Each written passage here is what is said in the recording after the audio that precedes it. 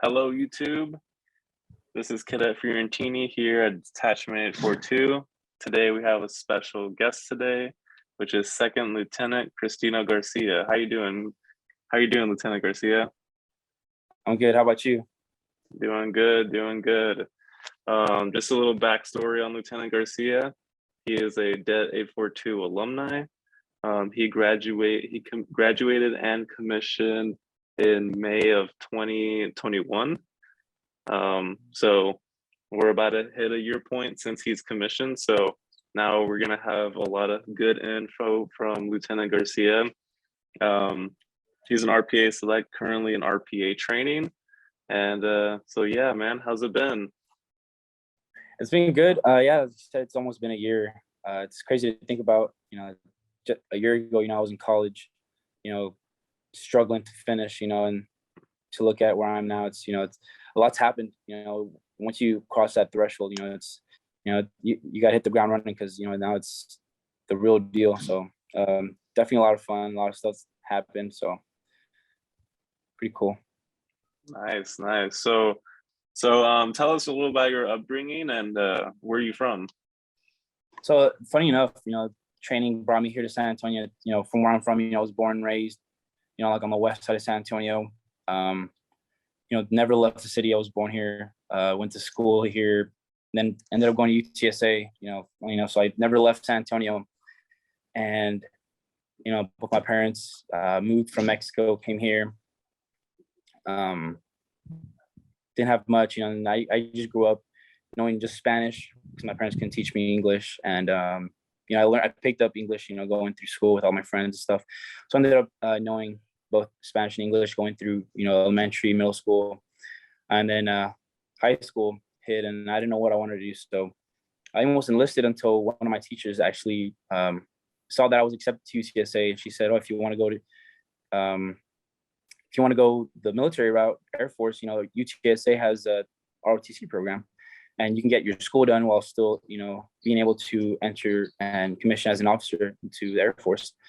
So I went to orientation. I met Captain Peoples, and the rest is history. Nice. What high school did you go to here in San Antonio? I went to John F. Kennedy High School. Okay, nice. Okay, yeah, I relate to that a lot. I mean, I was born here in San Antonio, and I've lived here literally my whole life, and so yeah, I relate to that a lot. So what made you want to become an RPA? So going through ROTC, I had this idea of wanting to be a pilot, and I thought it was this pipe dream. It's never gonna happen. I needed to be a certain major. To be engineering, all this stuff. And then Kadri told me, you don't need any of that stuff. You can be whatever major, and if you get selected to be a pilot, then you get it. So in my head, I wanted to be a manned pilot, but my eyes weren't up to par, unfortunately. But I didn't. The next step would be RPA pilot. I didn't see it as I got stuck with RPA. I'm like, no, it's if I could do something aviation wise, I'm doing it. So I definitely took that opportunity, and I was able to get that slot. So I think that was pretty cool that I was given that opportunity to be an RPA pilot. So definitely thankful that I was able to get that. Nice. So so you got picked up from RPA for RPA, and now you're in training. Let's talk a little bit about like what training looks like. Give me like a brief description of what like your day-to-day in RPA training kind of looks like. So yeah, I can tell you what RIQ is since I'm already here. RIQ, day to day, you wake up in the morning, you got to make your way to base for a formal brief. And it just depends, there's early mornings, mid, and there's late. They're all in the morning, but it just depends on like what schedule you're on for your class, right? But yeah, you show up for your formal. It takes about an hour, and they also have stand-ups. So after the formal, the instructor pilots choose a student to stand up in front of the whole class and walk through an emergency procedure, right? You're given a situation, you're supposed to diagnose the problem correctly and be able to land as soon as possible, right? Given the circumstances you're given. So there's that during formal. Afterwards, formal ends and everyone starts, getting ready for their flights, right? Their sorties that they've prepped for. I say you have the first go and you do your sortie, you finish your sortie, debrief, and once you're done, you go eat, and then you start prepping for your next flight. They have the next day, right? Because you have flights every day, so you start looking into what your profile has, and then on top of that, you also have to stay on top of your computer-based training. So they have like these computer-based trainings for exam that you have, right? So you have to be studying for exams that you have coming up, whether it be this week or the next week. At RIQ, there's a total of 5 exams now, and you only have 3 retakes. For each exam or in total?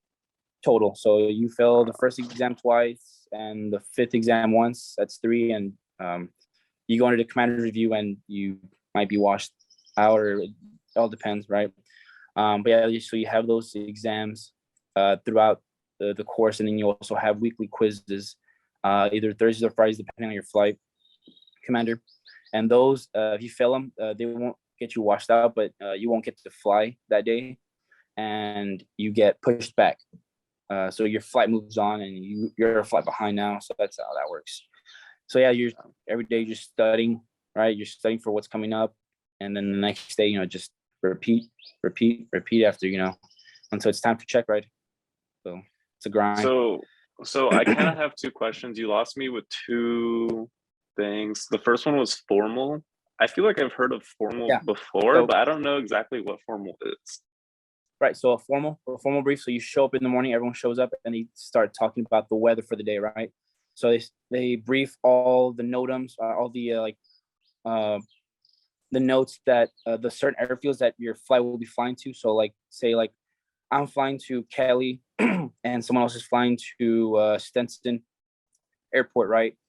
The person who's briefing that formal brief needs to brief, the weather for those airfields, needs to brief up any notes, certain runways are out of service, or, anything that might pertain or might interfere with the mission, right? So that's what the formal brief is for. Mainly about the weather, right? You want to know what to expect when you get to that airport. So that's pretty much the big picture for the formal brief. Okay.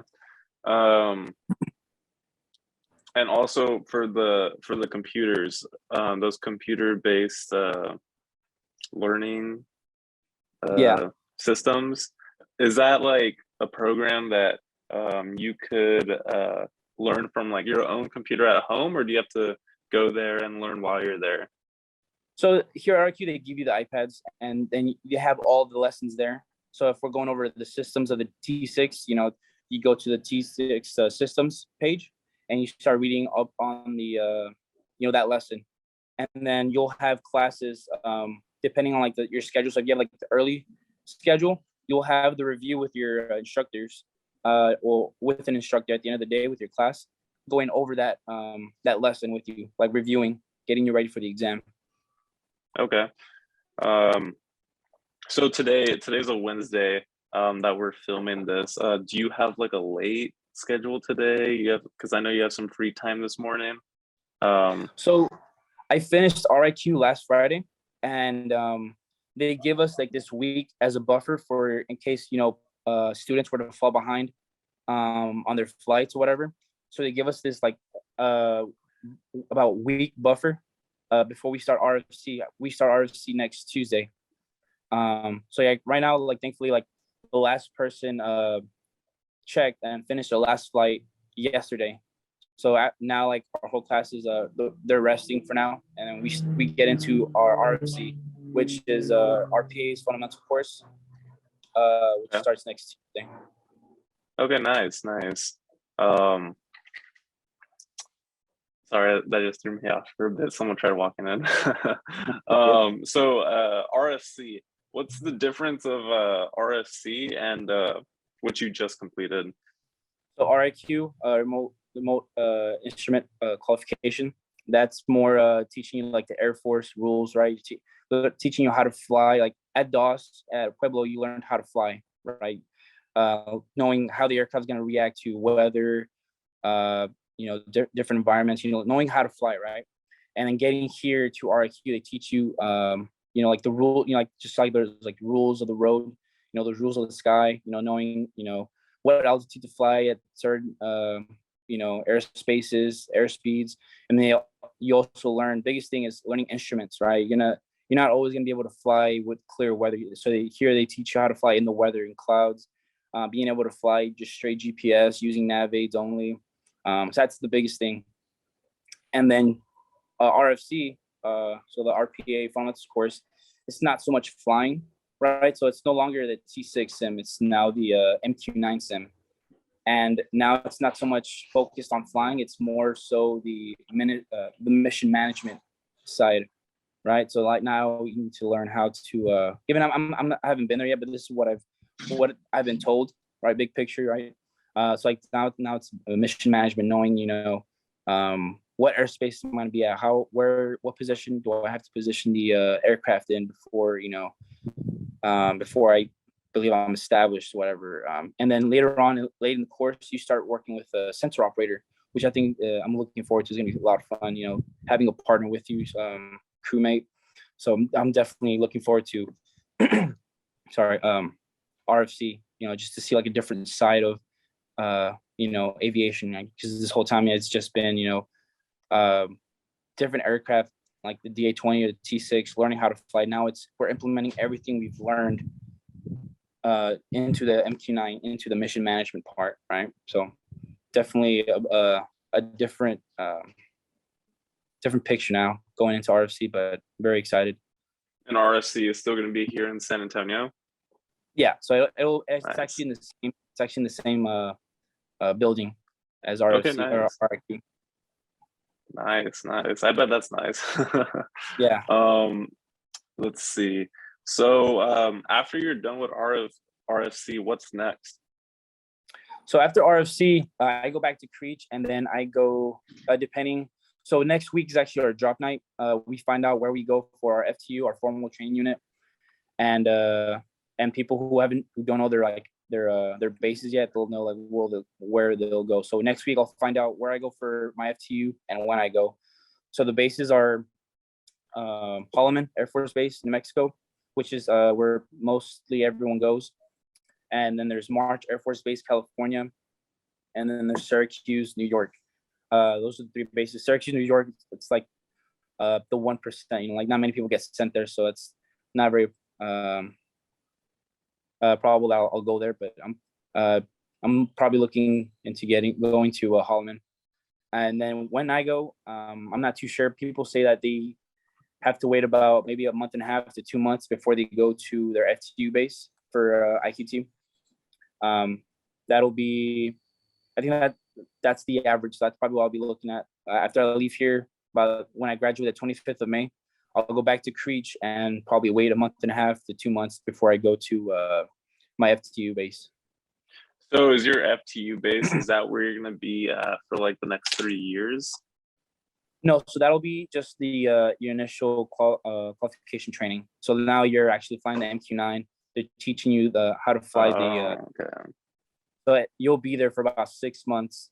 And after that, you go back to your operational base, which for me is Creech. I'll process out of the squadron I'm in now, the support squadron I'm in now, and I'll in process into attack squadron once I'm mission qualified after my FTU base. Okay, nice. Okay, that's what I thought, because I was gonna ask like, oh, like, I know you were going to Creech, but then you say you're going to Holloman. So is it Creech just like a holding spot for when you get like into Holloman? But it sounds like you're gonna stay at Creech, yeah. So that's so good. You'll go. It's like you go back to the base you've been assigned to. Like I went to Creech and I went to Colorado, went back to Creech. Now I'm here and I'm going back to Creech. In between training. So your operational base is where you report to in between trainings. And then once you're done with training, that's where you'll be operational at. So a lot of moving around. Absolutely. So what is the most challenging aspect of RPA training to you?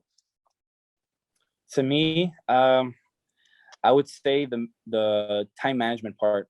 There's a lot of stuff, like I said before, like you're prepping for flights every day, right? You're flying every day, and you're also learning how, like when you first start the training, you're still learning the aircraft, right? So you're learning how to fly, prepping for flights, studying for exams, right? And then you also have those weekly quizzes. And on top of that, there's general knowledge that that you're supposed to know. Like you're given all these documents, and you're supposed to like read up on the most important stuff, like knowing weather requirements, for example, like was a big thing here at RIQ, like knowing what you needed, like the weather required for you to file to be able to fly to that destination. What do you need an alternate airfield? Just general knowledge. So you have all those things to be worrying about all day. So being able to manage your time, to be able to hit on all those points every day, day in, day out, I think is the most challenging part. The course itself is difficult, but it's very doable if you do it right. You manage your time right. Give yourself time to rest, race your brain, because you'll burn yourself out definitely. But it's difficult, but very doable, right? It's just being able to manage your time wisely. Being able to sacrifice. Going out with friends, whatever. Sometimes you're behind, and you got to like stay in and study and catch up, right? So I think time management is like the biggest part, because there's a lot of studying. It's like college, but on steroids. And that's crazy because sometimes like in ROTC we're like, man, we have like our part-time job, we have our ROTC job, and we have our college classes. And I think I have this assumption that like, oh, after after school and ROTC, like it'll be one thing. And but it still sounds like you're still doing a bunch of things afterwards. Yeah, I mean the best part of it, it's all back in ROTC, you're worried about college, your classes, and then you got ROTC, Air Force. Now it's just all one place. I think that's, if you look at it at that point, it's a lot easier. And then now you're getting paid to study, so that's a motivator, right? But definitely a lot of people say it's difficult, but it's very doable. Just keep your head in the books. If you really want it, you're gonna get through it. Nice. That's good to hear. So what does your support team look like during RPA training? Like whenever you have a problem or you don't understand something, who do you usually go to first to kind of like figure that out? I bet you always try to like figure it out yourself first, but like once you feel like you can't, who do you go to? Yeah, definitely. When you don't understand something, try to do it yourself. Like maybe you just overlook something, and when you do it yourself, you feel good about it. You're like, oh, there you go, I found that out. But if I can't figure it out, I go to my IPs. If I'm still like at the schoolhouse, I'll go and ask them. They're very helpful. Like, you go to IPs, and like they'll be more than willing to help you, right? That's what they're there for. So you go to IPs, and they'll probably make you work for it, right? Like they won't just give you the answer because they want you to like understand why you need to know this. So like they'll help you out there, and then your classmates, your backbone. You're not gonna get through this program, by yourself. Like just like ROTC, it's the same operational side. So you get here at RIQ, I'm leaning on my classmates, my flightmates, my roommates, because we're all in the same class. We'll say, hey man, I'm struggling with my emergency procedures. Can you help me out? I'm like, yeah, man. Like, well, what do you need help with? And we'll just go from there. Like we have a theater room in our crash pad here, and I'll tell you one thing: we have not used it to watch movies. We pull up our PowerPoints up on the big screen, and we start studying. Like we all study together. Like, and it's very helpful when you're studying with like other people. It helps a lot, because you might yell out an answer that's wrong, and they'll like be like, hey, no, like, that's wrong. It's not. It's this, right? So like you have some reinforcement that people like correcting you, make sure you're not learning the wrong stuff, right? And it's just your flight mates are gonna be your backbone. You're gonna be leaning on each other for the like the remainder of like the course.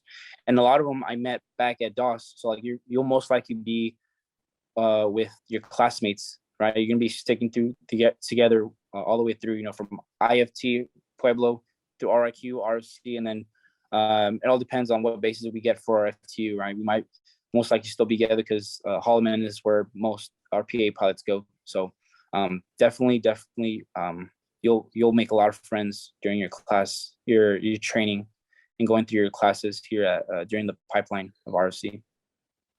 Good, good. So you mentioned that like you turned your theater room into like basically like a conference room for y'all to like study up together. So that asked me about the living situation. So are y'all living on, off base? Did you like like how's that situation? So prior to coming to RIQ, you're given the option of living on base or living off base. I decided to, me and my classmates decided to live off base. So we got and they'll, I think your base should be able to give you whenever you get to like your base, they'll tell you like all these like the options or like look at this website. So for me and my classmates, we decided to stay off base. We found this is like an 8-room crash pad, and I think it works out because there's a lot of us, and then we're all in the same class. So we get home, we're all like in the same boat. We're on the same page. We're all on the same flight. So when we study, we're studying together, and it helps out everyone because we're all in the same class. But yeah, you're given the option of being able to stay on base or off base. And to me, I feel RIQ is a lot harder than IFC just because there's a lot of more information. But I like the environment just because at DOS, you're at the facility 24/7 and can't really go anywhere unless you go out on the weekends and you drive there. You have your car there. So like at DOS, you have the dorms on the first floor, and then upstairs you have the flight rooms. Bottom floor you have the gym, and you have the cafeteria in the back. They have like the airport, and to me like that just kind of got old being in the same spot like for all, I think it was about a month I was there. And then here, you leave your crash pad, go to RIQ, the schoolhouse at Randolph, do your stuff, do your studying. And then once it's time to leave, you leave that place and you come home to like your room, calm down a bit, and, study at home, right? So like you have like that separation a little bit. So that's what I like about RIQ here. So was that something that you had to like prepare for? Did you like contact like 7 other people and you're like, yo guys, like we want to find a crash pad like outside of base? And is it like a government sponsored crash pad, or is it like y'all had to find one that was like available on the market to be able to like rent or something? So no, you can yeah, well it would help, yeah, if you call your classmates, hey man, like I'm getting this crash pad, we should stay together, But even if like you found a place by yourself, or like you say if I just found this place and I didn't know anyone, I would just sign up for it, and that would be it. Like the person in charge of the house would advertise it for other, like these crash pads are specifically made for RPA pilots are in training to be able to keep everyone together, right?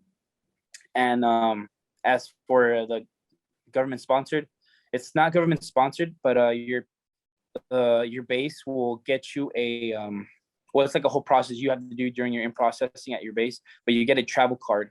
And with that, once you get the invoice through the email, you put in the travel card number, and it charges the travel card. So that's how you pay off the crash pad. Okay, nice. I just wanted to know that, and I feel like that'd be good information for all our future RPA selects. Absolutely. Let's see. So have you had, I mean, I'm sure you had, have you had hard moments, kind of like to yourself, where you're going through training and, maybe like you questioned yourself and continue in training? And if you did, how did you persevere? It's funny you asked that. I actually did. Back at DOS, it happened to me once, and then here once too. Back at DOS, it was like probably like my 3rd, 4th flight, and I was just struggling trying to keep up. And my IP, like let me have it. There's nothing on her, but like she let me know how much I still didn't know, and how much I needed to catch up.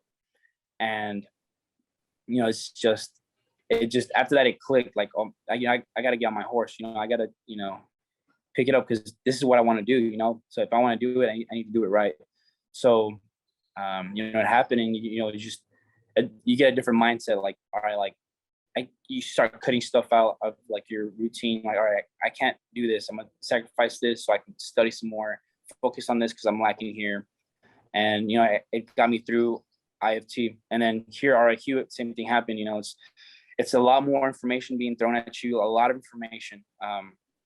So it's like it was very overwhelming at one point. My IP let me have it. Like he told me like we check right in 2 to 3 weeks, and you still need a lot to learn. And that hits you because you're like, damn, I'm behind. And sometimes you'll question yourself, like, is this really for me? Can I really do this? And for me, I just, in my thought process, I was in too deep to be able to tell myself like I can't do this, right? So I didn't come this far just to come this far. So you just change that mindset. All right, I'm lacking here, so you know what, I'm gonna sacrifice this so I can focus more time on this because I know this more than I know this, right? So it's just you figuring out your knowing yourself, changing your studying patterns, your habits, right? And it'll all work out in the end. Because if you really want it, you're gonna get it. If you don't become an RPA pilot by accident. You definitely don't. You gotta want it. There's definitely a lot of stuff going on during IFT, RIQ, RFC, and IQT to come. So definitely doable, but it's very difficult. But all you need is the right mindset, right? And the people, like I said, your classmates, you're leaning on them, so they're gonna help you out, and you're gonna help them out. Great, that's a lot of good info there. That's really good. That one hit the heart. Just focus up. Absolutely. Because everything's on the line, right? Yeah, I mean, I'm gonna be honest, I don't really hear of people washing out because of grades usually, right? You mostly hear about people voluntarily not wanting to do this anymore, just because they got to their training and it wasn't in their heart, right? They didn't feel right. So they decided, this isn't for me, which is, there's nothing wrong with it, right? Just because it's your career, it's what you're going to be doing for like the rest of your career here in the Air Force. So like if it's not Right. something you part into, then tell them, it's not for me. And I say that because you hear more stories of that than stories of people failing out, right? I say that because the program is doable. It's just, is your heart into it? You know what I mean? Mm-hmm. So, like I said, there's nothing wrong with saying like, this isn't for me. Like, cause it's your life, it's your career. So if you feel like you want to do something else, absolutely, like it's your choice, but now like you're at the hands of the Air Force, like they'll give you, what they need. But if RPA isn't for you, let them know, there's nothing wrong with it. And again, I say this because there's more people voluntarily leaving RPA than being washed out, if that makes sense. So I want everyone to know, like, it's absolutely doable if your heart is into it. If you really want it, you're gonna get through it. Good. Let's see. Let's move on to the next question. For all future RPAs watching this, what is your advice to prepare mentally for the position? So I can't really speak for like the operational side, except I'm not there yet, having finished training. But for training, what you can prepare is just be ready to give the Air Force your 100% for however long training is, right? IFT was about a month or a month and a half, maybe. And then RIQ was about two months, around there. Just be ready to give the Air Force your 100%, right? Because it's gonna take all 100%. Because it's a difficult course, but like I said, it's doable. Be ready to do that. And then as for like the material, prepare yourself by knowing the ops limits and boldface for that aircraft, like the A-20 or the T-6 or for MQ9 for me to come for RFC, right? RIQT. The bold face and ops limits are pretty much like the operational limits of the aircraft. What can it not exceed? And then the bold face are the emergency procedures that you need to know word for word. So like these are procedures that you absolutely need to know word for word. You know, if the ops limits say 0.2, you need to know that it's a 0.2, not just 0.2. So they're very specific with that. So if there's something like, and that's pretty much it. Like you don't really get told anything else prior to your training, just the ops limits and bold face, and that's easy to get. You just talk to like your squadron, and they should be able to provide you with those sheets that have that information. And then being able to memorize those prior to your training will definitely give you the upper hand once you get to training, because you don't have to worry about memorizing that anymore, because you already have it, and you can focus on whatever you're being taught right off the bat, right? So I think that'll definitely help y'all. Okay, good. I see here that we have a countdown that the Zoom's gonna end, but we'll cut it when it gets to it. We'll just continue on in the Zoom call. That's good. So you've already answered that question. That one's not relevant. So okay, I know you just came back from Pueblo, Colorado, not too long ago. What does IFT look like for RPAs? So for RPAs, compared to pilots will stay there a little less than RPAs. RPAs will stay there a little longer. So you can either drive or fly there. I chose to fly just because my car wasn't in the best shape, and I didn't want to get stuck like in New Mexico, you know, on my way to training. So I decided to fly. Right. So I get there, and you do your in-processing day 0, right? You get like your laptop, your publications, your in-flight guide, all that good stuff, and you have like orientation the next day. They teach you everything like you need to know, like about the facility, right? So it's all in the same building, right? So they have the dorms, fly rooms, second floor, the cafeteria, gym, all that good stuff, the auditorium, everything's all in the same place. And then they have the airport in the back, where you go to the step desk to see what aircraft you have. You walk out and you find the aircraft, do your pre-check, you do your flight, your sortie, come back, debrief in the flight room, and then you go to lunch, whatever, go to the flight room, study some more, prep for your flight, and then go to your room. Like I said, like for me, like I it just kind of sucked being in the same spot, you know, for like a whole month and a half. But you know, being able to fly was absolutely fun. You know, being able to like go out and actually fly an aircraft was pretty cool. And then you get to solo, which is awesome. You know, I think soloing was like my favorite part, because you get that sense of confidence, you know, like, oh, I'm flying an aircraft. You know? Cool. So I think that aircraft was honestly like the funnest part of IFT. Whenever you were in that aircraft alone, soloing, were you like, holy, like this is scary? Like, or was it just full on, you were prepared for that solo? So when you first do your solo, they don't have you fly anywhere. You'll do patterns at the airport. So you'll take off, take a lap, and land, take off again. You do about 3. You'll land and take off, and then you finally land. For me, so like when you're flying the aircraft, you're doing all these checks, like climb checklist and then level off checklist. You're doing all these checks, and it just keeps your mind busy. So for me, like the first like lap and a half, I was, you know, too busy to worry about me being alone. And then after the second time, you're like, oh man, like my IP's not next to me. You know, I'm flying this aircraft by myself. So like, it's just after that, you know, like you're preoccupied with all your checks that you're supposed to do, and then you finally get to the point where like you realize you're by yourself. And you're like, oh wow, like I'm actually doing this. And you know, you just after that, you know, like you feel like you can fly, you know, anywhere, anytime. So you get like this sense of confidence. It feels really good. It's awesome. Cool. That's cool.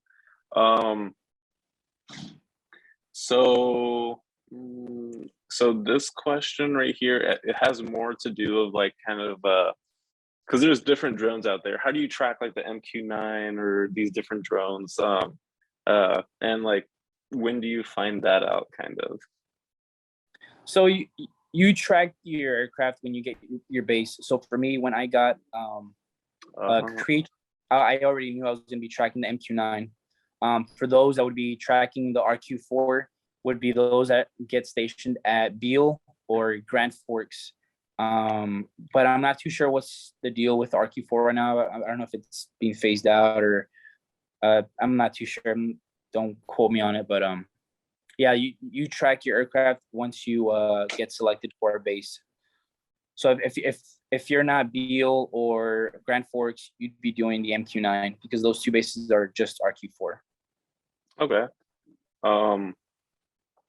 Let's see. So, is there anything that has surprised you so far during your training? Maybe just at DOS, right? Because it's your first training. You have you do formal briefs just like you do here. You're prepping for flights. You also have exams over there, but it's not as intense or not as many. So I guess just at DOS is really where you get it's like a culture shock. Oh man, like this is, formal training, right? This is, train for the Air Force. I'm flying an aircraft, it's all this stuff. But you don't realize it at the time, but they're getting you ready for RIQ because at RIQ, you're doing the same thing. You have formal briefs, you have your stories, you have exams, and you're prepping for flights. All the differences, it's a different aircraft. It's a lot more advanced aircraft now than the DA-20, but for the most part, going through IFT and then getting here, you're pre-prepared and know what to expect when you get to RIQ for the most part. It's just a different aircraft. Now you're learning. Now you're flying instruments, right? You're learning a whole bunch of new rules. I think the biggest culture shock or like surprise, it'll just be at IFT. But even then, after like the first 2 weeks of flying, you get into this groove. You start understanding. You get your own rhythm going. You understand what's expected of you. And then RFC's coming up for me. So to be honest, I don't know much of what to expect.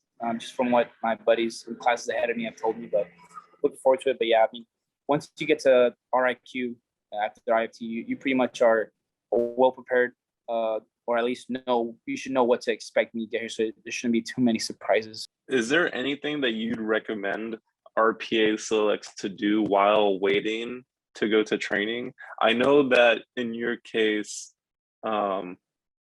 no, you did have, because I was about to say, I know in your case, you had probably like about a month or two until you were going. So you probably didn't have too much time, but I know that ended up getting delayed to September, correct? What do you mean? Like your EAD? Oh, yeah. So my EAD was supposed to be, I think in early June, I believe. And I got pushed back to August, but that was just the EAD to Creech. And then, my training wasn't until October 7th for IFT. So I still had some time. Is there anything that you recommend for RPA selects waiting to EAD? Is your recommendation to just relax and just mentally take a break from what's about to come? Or is it like start reading up on some boldface and ops limits on the DA-20, Yeah, definitely, give chill out for a bit because you're going to be busy in processing stuff with your squad, depending on what they have you do. And there's not really much you're given prior to training to be able to study besides boldface and ops limits. So, the IFT, it's they have people with experience, and they have people like me who go in without. Like, I had 4 hours, but like that was like 3 years ago, so I was pretty much going in fresh, like not knowing how to fly an aircraft. So they teach everyone from the ground up. So as long as you prepare yourself with those boldface and ops limits, you'll definitely help yourself out to be able to focus on everything that they have waiting for you there. So definitely rest and have those boldface and ops limits memorized prior to getting to your training. Okay. So what would you say your habits of success are? So what are your habits of success that you like to do to stay successful during RPA training? So this is coming from like an IP, from one of our IPs from my flight, Monday through Friday, you are trying to be the best pilot, for the Air Force, right? You are grinding day in, day out, early mornings, late nights. You're trying to be the best pilot for the Air Force, Monday through Friday, afternoon or evening. Friday night, that is your night. You decompress, go home, sleep, watch a movie, go out with friends or something. Like that is your night, right? Obviously be responsible, but that you got to have time for yourself to be able to decompress and not burn yourself out. Now the weekend comes, Saturday, you're still resting. Go and, you don't want to be studying, right? But you also like go read up on stuff that you're behind on, right? You see yourself falling behind on, in this aspect, go in and read something up, like maybe like 20%, of your day, you just read something, help yourself out, maybe even 10, just so you're keeping up. And then Sunday comes around, definitely studying a little bit more, preparing yourself for what's to come for the week to come, right? Because weekends are where you make your money, where you get ahead or you catch up, right, with your classmates or whatever phase of training you're in. So definitely Monday through Friday, you're grinding day in, day out. Give yourself time to eat, chill out for a bit, but you're constantly like trying to like I said, you have a lot of stuff to prepare for. You have your sorties, your exams, your general knowledge, and then your quizzes that you have. You have to like plan out for every day. And then Friday comes around. At Friday evening, that's your time. Chill out, decompress, give your brain some time to rest. And then the weekend comes around, Saturday, Sunday, study some more, prepare, like rest still, but prepare yourself for what's to come a little bit. Yeah, just even like on Saturday and Sunday, just something to be looking over, because weekends are definitely where you make your money, where you catch up or get ahead. Okay, so don't come like Monday like without looking at one page like Exactly. throughout the weekend. It's Sunday, to be honest, it's like another, just any other day, because you have something coming up tomorrow, right? You have Monday coming up and you have stuff to do Monday. So it's, you're it's probably like 50-50. You're chilling for half the day, and then the next day, like the next half, you're preparing for what's to come. So Sunday is probably like a lot more intense studying wise than like a Saturday. So yeah, definitely Sundays are, you're preparing for, it's already Monday tomorrow, so you got to prepare for what's to come. Right. So what should everyone who is thinking about RPA, just considering it, know about being an RPA? No, like I said, I can't really speak for the operational side just because I'm not there yet. At least for training, like just like I said before, just be willing to give your 100% effort, to the Air Force, to the training, because it's going to take all 100%. I think that's the biggest thing, just because like training is all we do right now, because during the pipeline, or in between, you're preparing to go to training or you're at training. So like for me, I'm almost done with this phase, and it's just a grind that you got to keep on going, knowing that it's going to pay off later on once you have those wings. That's what you're shooting for up in our flight room. Before you leave the room, on top of the door, it's like this is your goal, right? And they have like a pair of wings. It's just, you look at that and you're like, all right, man, like I got to keep going. I got to keep grinding. So it's just being able to motivate yourself, right, and motivate others along with yourself, your classmates, to keep on going, right? Because it's a tough course, but it's definitely doable. Good. And we'll bring it here to our last question. This is more just for you. What has been the most challenging subject during pilot training for you to like comprehend and learn? I would say probably just all the like rules of the sky, pretty like putting layman's terms. You'll learn about them. Once you as a pilot, you'll learn about that once you get to your UPT. But definitely, there's a lot of stuff. We think about driving, rules of the road. It's not that hard to understand. It's kind of easy. Flying is a lot more complicated than there is. There's a lot of stuff you need to know. So definitely like the aircraft itself, being able to like learn how to fly it. It's not that bad. it'll take you a week or two maybe to like understand, all the buttons, whatever.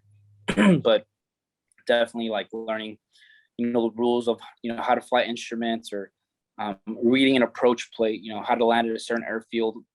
There's certain altitudes you have to abide by at a certain distance from, the runway and all that stuff. So it's definitely a lot of information. Like I said, I think that was the toughest part for me, like knowing like the process of like how to go about and flying to this airport, what rules I need to like abide by, and it's never the same, because it's always going to be like different for other aircraft, because there's other aircraft that are faster, they're bigger, they have different climb gradients, all that stuff. So just definitely like, and after a while, once you like repetition, like being able to like, do those sorties and repeat those checks that you have to do for certain, airports, you'll learn about all these rules as you go along through your training. It's difficult, but you'll get the hang of it after like so much repetition. It'll start like clicking, like you'll have that light bulb go off. Like for me, like it was even like probably like a month ago when stuff started like clicking, and you start understanding, like, oh, this is where I do this here, and this is why I do this. So it's just the repetition that really helps with that, trying to learn all those rules, right? Good. Well, that about ends it there for all the questions I got for you, Lieutenant Garcia. I thank you so much for coming on the podcast and giving us your information. And I'd love to have you on the podcast again, like a year from now, for the next PA guy, to see, what the next year looks like for you. I know you're going to do great at the rest of your training, and I know you're going to be a great RPA for our Air Force. So thank you so much. Do you have any last words? No, not really. I mean, I'm glad to be here. Thank you for inviting me, and thank you for those words. I love being, the kind of guy to, give out information, help out, those that are making their way to, being second lieutenants in the Air Force. So like, if there's anything, that I am able to help y'all with, by all means, like I definitely would want to help y'all out. I definitely look forward to, coming back and, sharing some more information with y'all and preparing y'all. I love that kind of stuff. All right, awesome. Well, thank you so much, Detachment 842, for zooming in on today's podcast, and keep on the lookout for the next podcast. You have a good one.